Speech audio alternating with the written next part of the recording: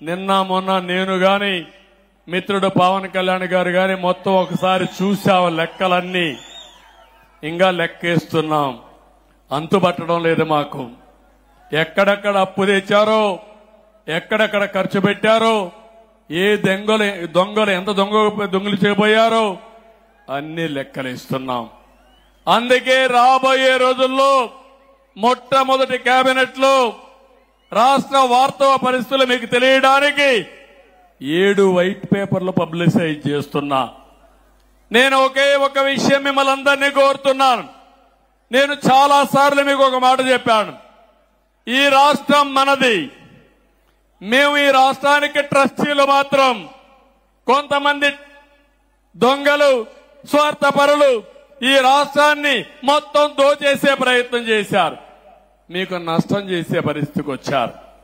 అయితే మీలో చైతన్యం వచ్చి రాష్ట్రాన్ని కాపాడుకోవాలని నిలబడి మొన్న ఎన్నికల్లో ఊహించిన విధంగా చాలా మంది ఎన్నికల ముందు భయపడ్డారు. కానీ పోలింగ్ స్టేషన్కు వచ్చిన తర్వాత ఒక సైలెంట్ రెవల్యూషన్ వచ్చింది, పెద్ద ఉద్యమం వచ్చింది.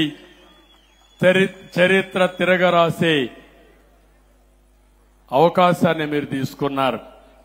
అందుకే మేము 7 వైట్ పేపర్లు చూసి, 1 రాష్ట్ర ఆర్థిక పరిస్థితి, 2 పోలవరం సాగునీటి ప్రాజెక్టులు పూర్తిగా విధ్వంసం చేశారు, 3 అమరావతిని సర్వనాశనం చేశారు, 4వది మీరు ఒకసారి చూస్తే ఎక్కడ చూసినా మద్యం ఏరులై పారి నాసిరకం మద్యం తెచ్చి ఈ పేద ప్రజల ప్రాణాలు తీసే పరిస్థితికి వచ్చారు. 5వది భూగర్భ ఖనిజ సంపద, ఇసుక, గ్రనైట్, లాటరైట్, ఒకటి కాదు అన్ని దోచుకునే పరిస్థితికి వచ్చారు.